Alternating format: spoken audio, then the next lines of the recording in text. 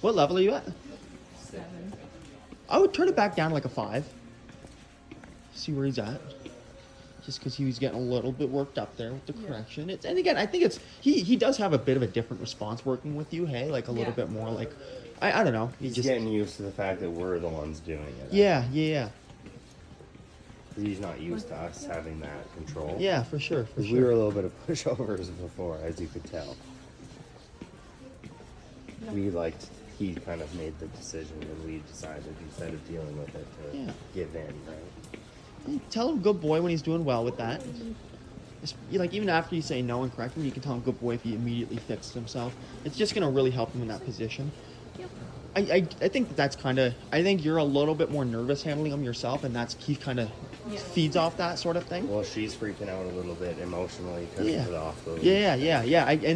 You can kind of tell, and it doesn't help when you say no and he starts to go away from you, right? Yeah. So that just reinforces your nervousness, but it's kind of like a snowball. Rely on that button, right? If he's not listening, tell him he's not listening.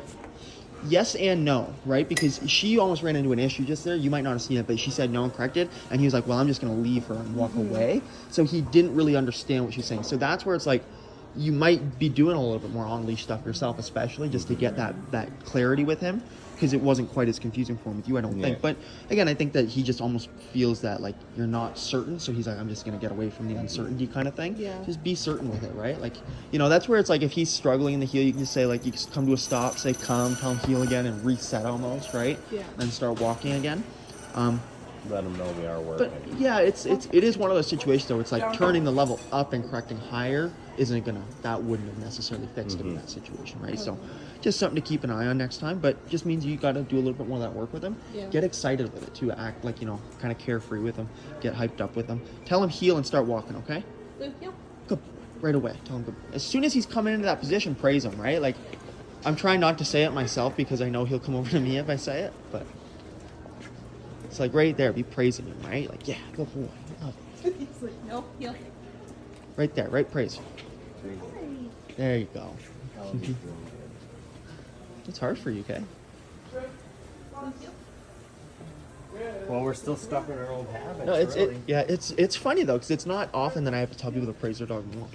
It's not usually something I have to tell people. Did you hear that, honey? That's we good. love 'em. In my mind, like when you said good boy, that would like. I know. Like, Yep. Well, we used to something say thank you instead because when we said good boy, You'd it get was hyped like, up. oh, I'm good. Yeah. I did good. I'm fine now. Yeah, and it's just another boundary for you to set with Yeah. him, right? It's like, hey, that's not how it works now. So then I started saying thank you, and then he would know, okay, I did good, but I just can't keep doing it. Right? Like, I'll even, like, if I can show you something here with him, just tell him break, release him. Yeah, good boy. Nice work. Yeah.